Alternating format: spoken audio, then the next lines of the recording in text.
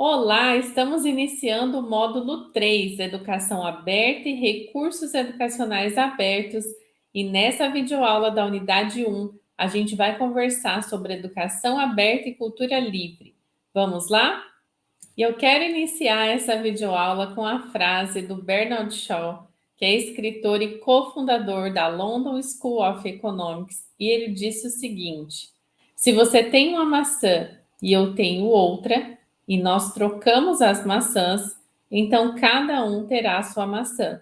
Mas se você tem uma ideia e eu tenho outra ideia, e nós as trocamos, então cada um de nós terá duas ideias.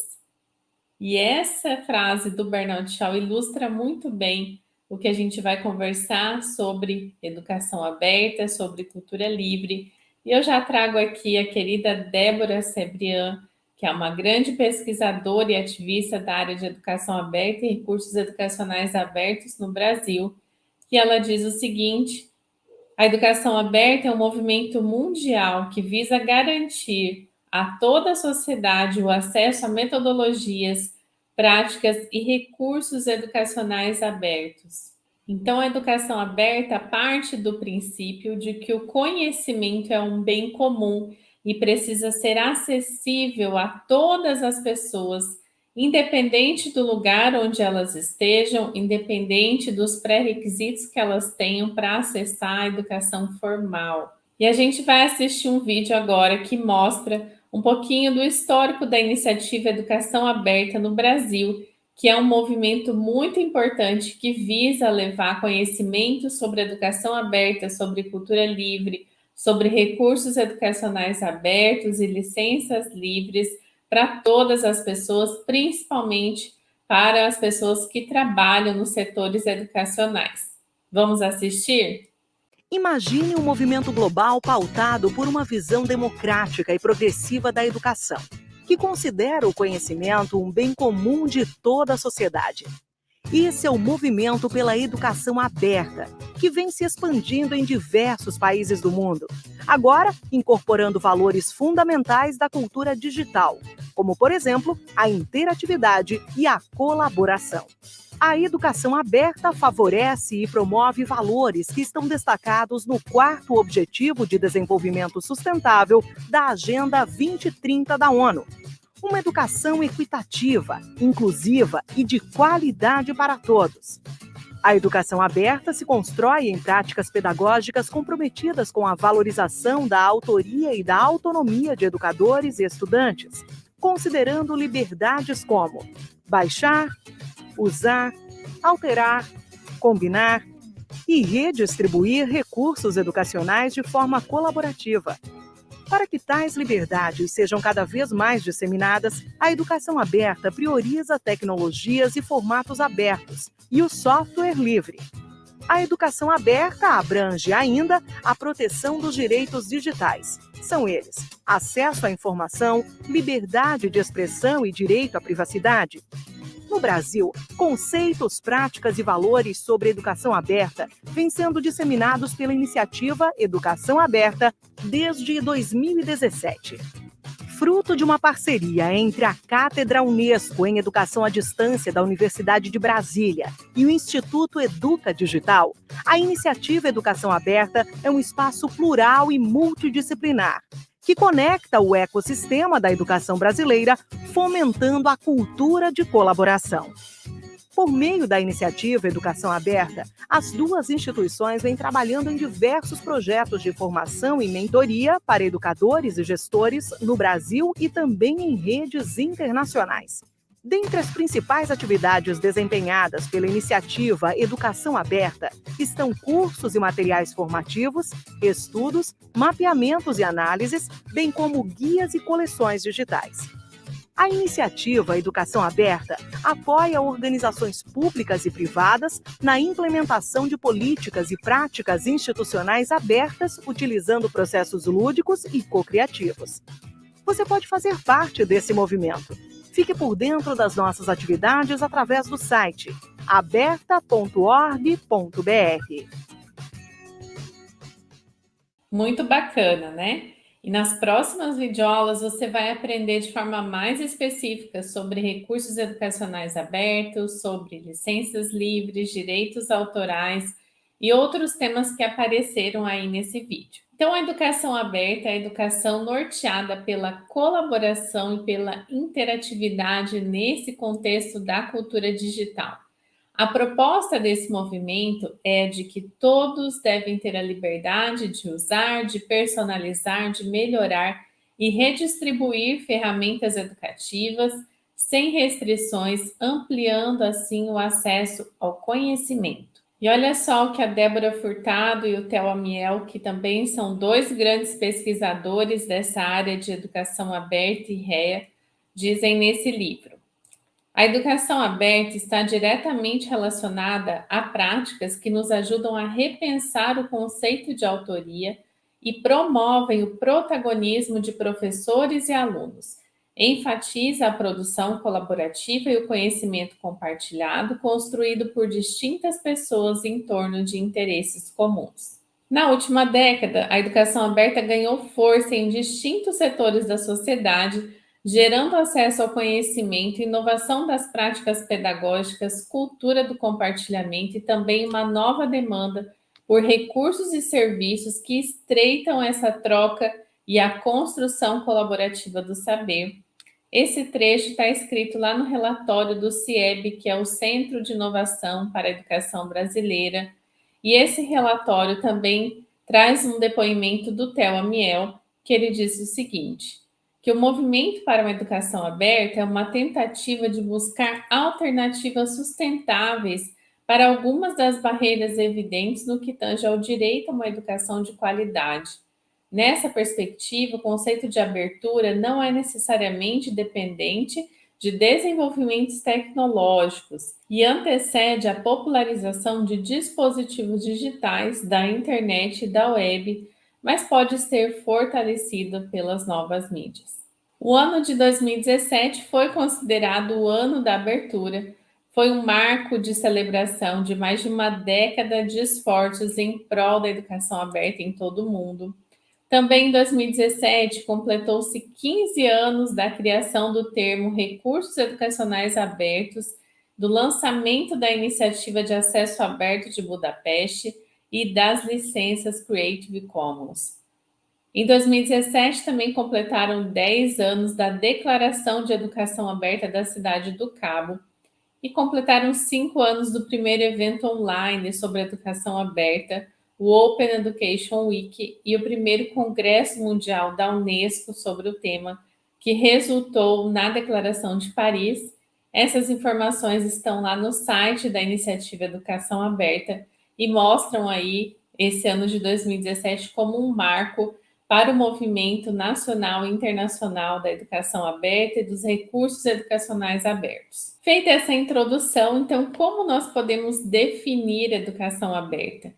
Como ela se difere de uma série de conteúdos disponibilizados de forma gratuita na internet?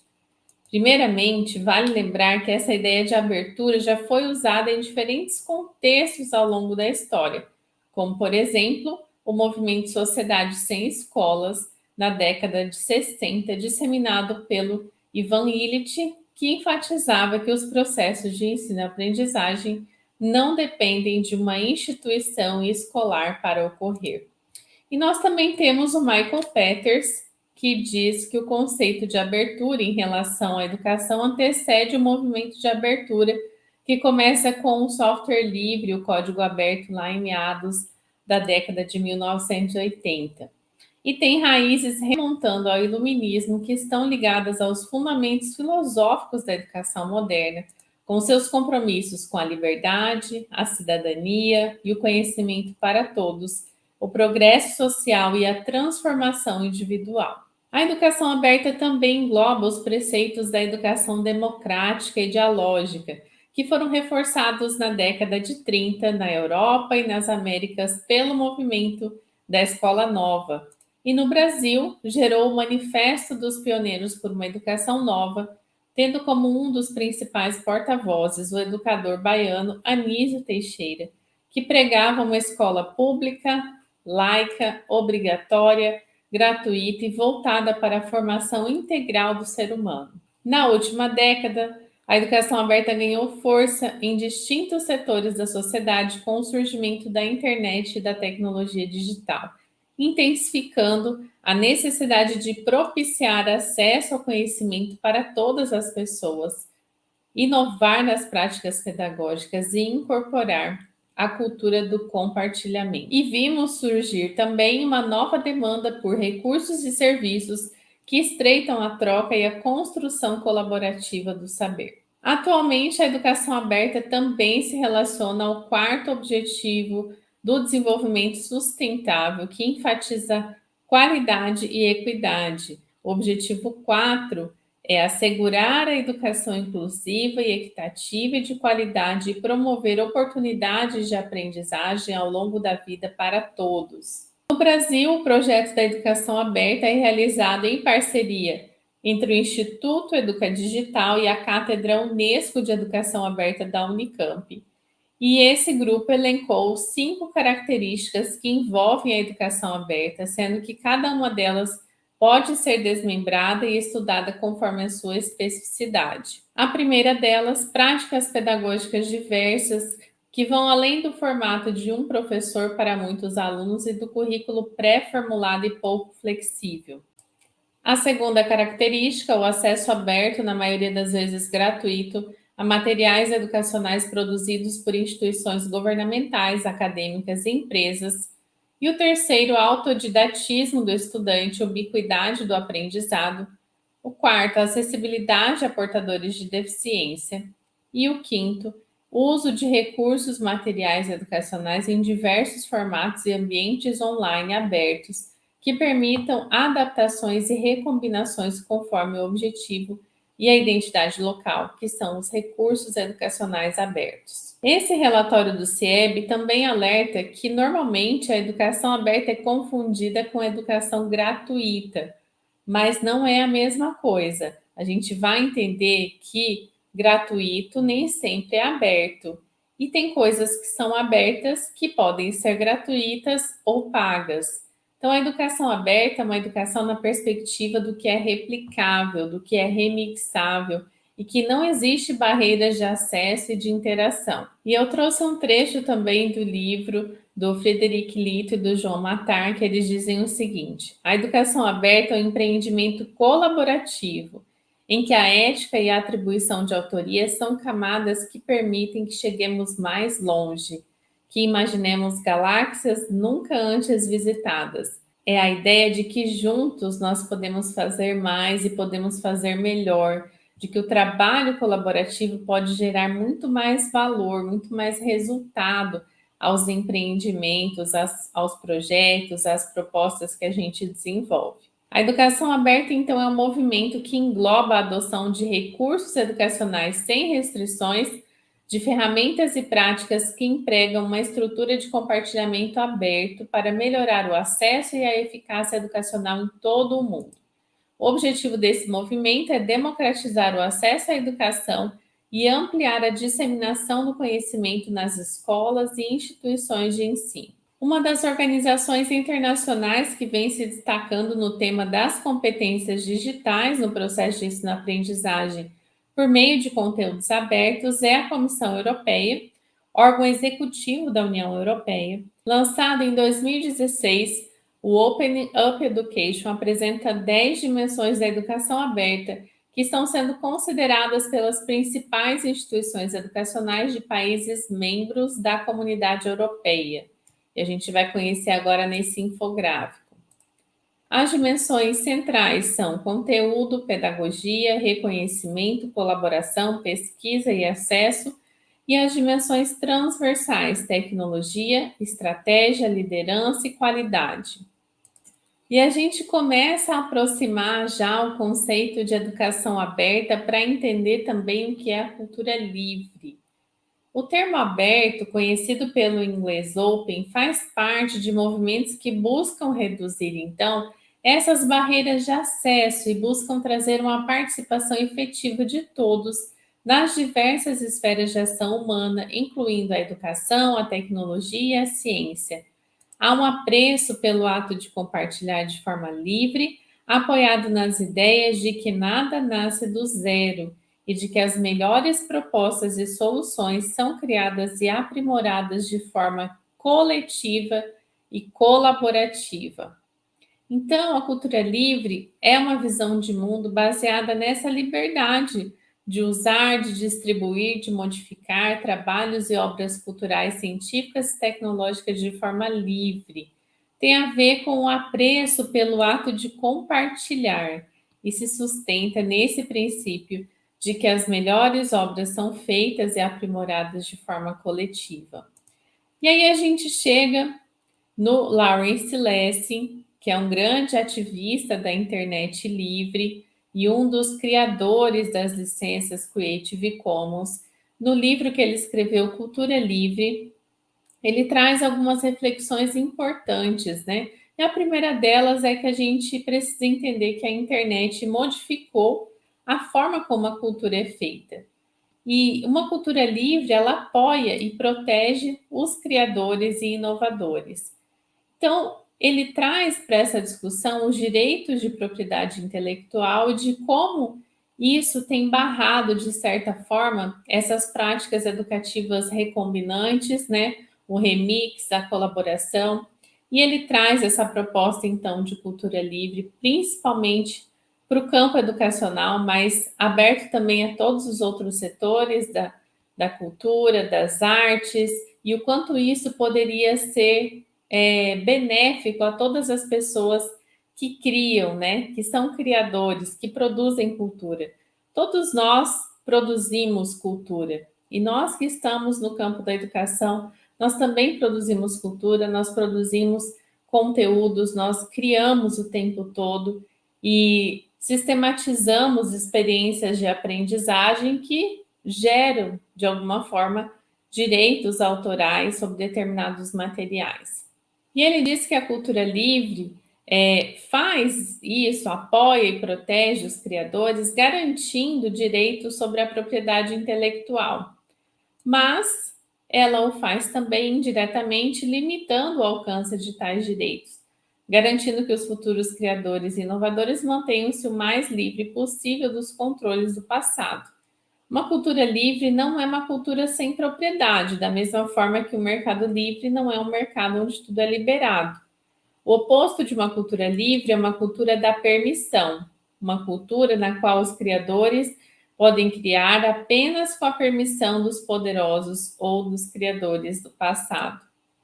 Então, a internet, ela muda completamente essa dinâmica da cultura de permissão, porque na medida em que eu encontro milhares e milhares de conteúdos disponíveis de forma gratuita e aquilo estimula a nossa criatividade, nos dá novas ideias, então eu sempre estou recriando e recombinando ideias e elementos que eu já encontrei em algum espaço da internet. Então, quando eu estou nesse processo criativo, quando a gente está criando, quando a gente está pesquisando, a gente está tomando algumas referências.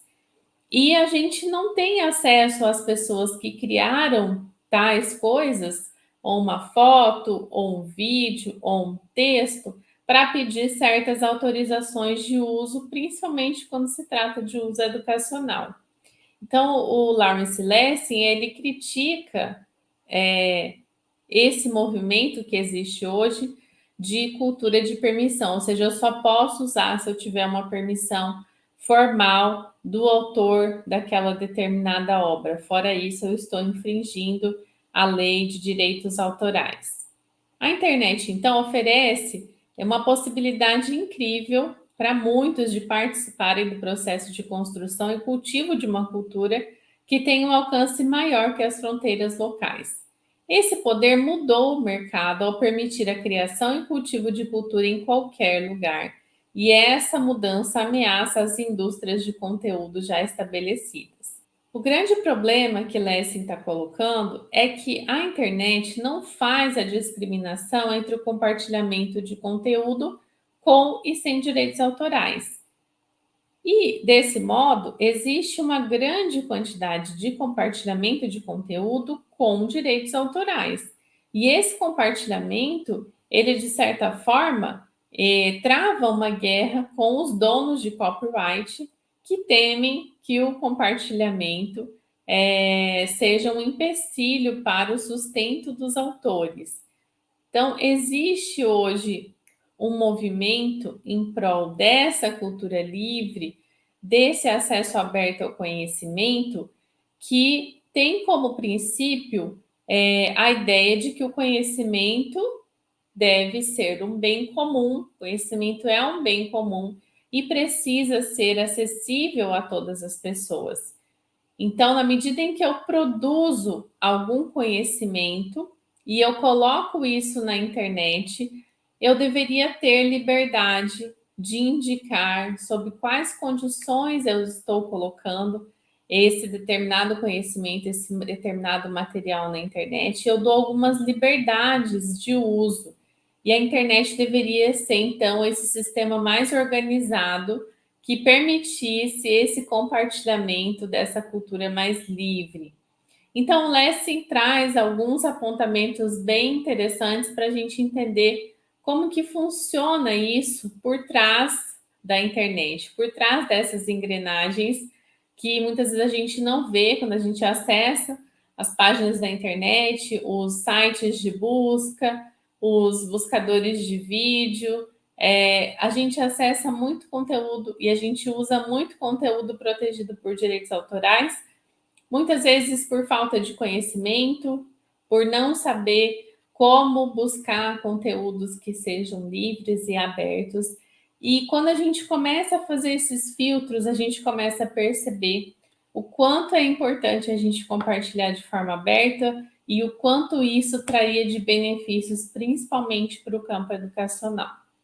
E o Lessing faz essa crítica sobre a questão do copyright, dos direitos autorais, falando que a lei trata dois erros diferentes da mesma forma. Então, eu tenho uma situação em que uma pessoa copia de forma integral uma determinada obra e distribui, que é um crime de direito autoral, e eu tenho uma pessoa que usa um trecho para um fim educacional, ou faz um remix de um trecho, ou faz uma transcrição, ou transforma em outra mídia. E, da mesma forma, o copyright está tratando esses dois erros diferentes da mesma forma. Então, Lessing faz essa crítica de que o direito à propriedade, que é o copyright, não tem mais o equilíbrio que deveria ter, porque foi levado a um extremo. Então, a oportunidade de criar e transformar é enfraquecida em um mundo onde a criação exige permissão e a criatividade precisa ter participação de um advogado. E para a gente entender um pouquinho mais sobre esse ecossistema da educação aberta e da cultura livre, e já fazer o link com a nossa próxima aula sobre recursos educacionais abertos, quero te convidar a assistir esse vídeo. Vamos lá? A few years ago, a professor taught a climate change course reaching about 100 students per semester. One day he thought, if I could upload this course online, then not only would my 100 students have access to it, but others as well. So he did. And this is what happened. Anna sent the course's content across the country to Alex, who was studying climate change. Alex found it so interesting that he forwarded a copy to his friend Lulu in Africa. Lulu was developing peer-to-peer courses with Philip, so they remixed the content with other resources and created a new course about the impacts of climate change in Africa. Alan, a participant in the course, shared the content with Gabby, who was studying environmental policy in Latin America. Gabby brought the content to her class, and together, they translated it into Spanish. After that, Gabby's professor shared it with his other classes. Myra, another student, shared the content with her father, who passed it on to his colleagues. Gabby's professor also forwarded the content to David, a colleague in the UK who was researching climate change. He updated some of the data adapted it to his study, and published an article in an open journal. Researchers from all over the world were able to read the article. David sent the updated content back to the original professor. By then, his course had reached so many more people than his 100 students. Years later, many schools had begun to follow the example and opened access to their content. Governments began promoting the use of open textbooks, and students began saving money on books. Other innovative universities began to open access to entire courses, making them available to participants from all around the world. These are open educational resources, teaching, learning, and research resources that can be reused, redistributed, remixed, and revised. Open educational resources are accessible to everyone: learners, teachers, researchers, parents, workers, citizens, to you. This is open education, knowledge as a public good. Everyone has the right to be educated, yet only a few have access to school. Open educational resources increase access to, improve quality of, and reduce costs of education. Sharing knowledge is important. Now you know. Open educational resources. Give everyone the opportunity to learn. Percebeu como a educação aberta cria uma circularidade virtuosa do conhecimento? E esse vídeo, de forma muito clara, diz que todas as pessoas têm direito ao conhecimento, inclusive aquelas que não têm acesso a uma educação formal. E isso é muito importante, é o que move aí todos os movimentos de educação aberta e cultura livre no Brasil e no mundo. Eu quero te mostrar agora algumas dicas de aprofundamento sobre esse tema que eu deixei no slide de apoio a essa videoaula. O primeiro é esse guia de bolsa da educação aberta, que foi produzido pelo Instituto Educado Digital, em parceria com a Iniciativa Educação Aberta, com a Universidade Aberta do Brasil. Tem esse guia do CIEB também sobre inovação aberta em educação, que foi escrito em parceria também com o Instituto Educa Digital. Temos esse outro guia, como implementar uma política de educação aberta, também produzido pela Iniciativa Educação Aberta em parceria com o Instituto Educa Digital. E a Iniciativa Educação Aberta também produziu esse jogo, que é voltado para gestores institucionais, pessoas que estão aí na tomada de decisões e que possam vir a incluir as políticas de educação aberta e REA no âmbito de suas instituições através desse jogo que ajuda a entender um pouquinho sobre essa perspectiva. E eu deixei essa dica de filme que é imperdível, que é a história do Aaron Swartz, um cyberativista e também conhecido como guerrilheiro da internet. O Menino da Internet é o nome do filme, está disponível na Libreflix, que é uma plataforma de streaming de vídeo aberta, gratuita, sem assinatura. Então entra lá, assiste o filme e depois me conta o que você achou dessa história, que é uma história de ativismo hacker do Aaron Swartz e de pessoas ligadas a ele. O Aaron, ele queria dar acesso às pessoas a um grande número de artigos científicos que eram publicados numa revista privada do MIT, e ele foi considerado um criminoso, foi perseguido pela polícia e acabou morrendo. E a história dele traz no seu bojo essa discussão sobre as licenças abertas, sobre o acesso aberto, sobre a cultura livre, que vão te ajudar a entender um pouquinho mais desse contexto. E essas foram as referências utilizadas aqui na nossa videoaula. Eu vou ficando por aqui, mas a gente se vê em breve. Até lá!